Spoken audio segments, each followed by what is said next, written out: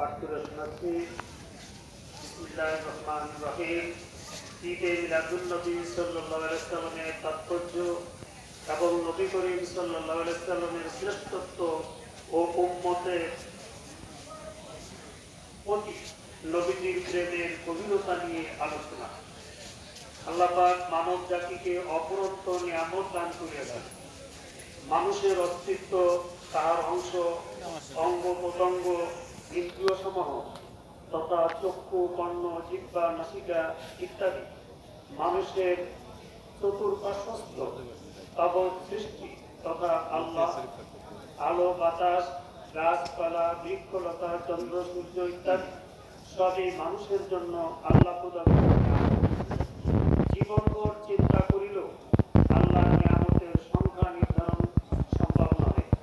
তাই আল্লাহ পাক বলেন,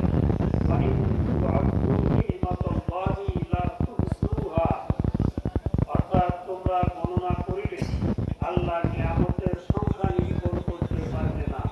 সূরা নাহল আয়াত নং 18। সমুদায় নিয়ামতের মধ্যে নবী করিম সাল্লাল্লাহু আলাইহি ওয়াসাল্লাম বা উলিয়ে কামেল সকল মানব জাতির জন্য শ্রেষ্ঠতম নিয়ামত, উহাতে কোনো সন্দেহ নাই। কারণ নবী করিম সাল্লাল্লাহু আলাইহি ওয়াসাল্লাম বা উলিয়ে আল্লাহ সকল আল্লাহর পরিচয় প্রাপ্তির মাধ্যম। আল্লাহ তাহার পরিচয় দেওয়ার জন্য মানুষ সৃষ্টি করিয়াছেন। মানুষের কর্তব্য তাহার পরিচয় গ্রহণ করা, আর খোদা পরিচয়ের ওসিলা বা মাধ্যমই হলেন নবী রাসূল বা ওলিয়ে কামেল পদ।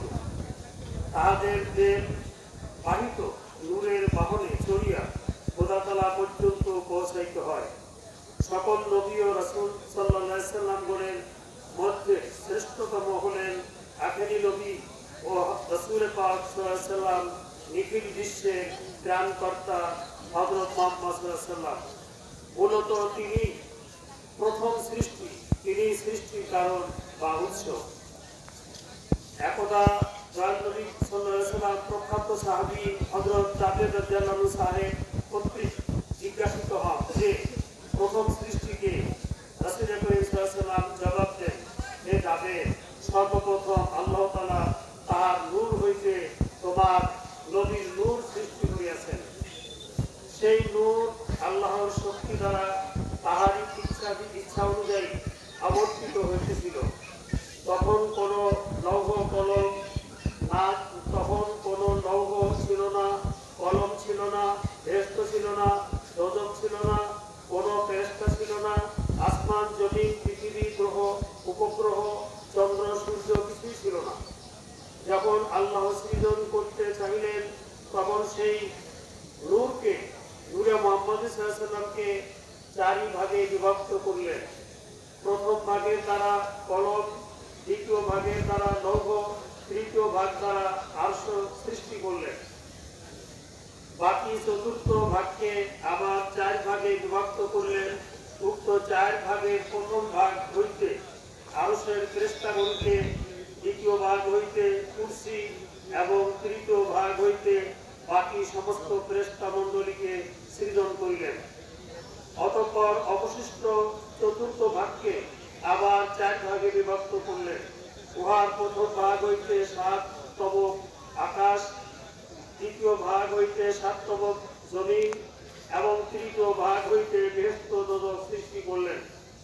চতুর্থ ভাগ আবার 4 ভাগে বিভক্ত করিয়া উহার প্রথম ভাগ হইতে ঈমানদারদের দৃষ্টিশক্তি, দ্বিতীয় ভাগ হইতে তাহাদের হৃদয়ের নূর এবং তৃতীয় ভাগ হইতে লা ইলাহা ইল্লাল্লাহু মুহাম্মাদুর রাসূলুল্লাহ এই তাওহীদের নূর সৃজন করিলেন।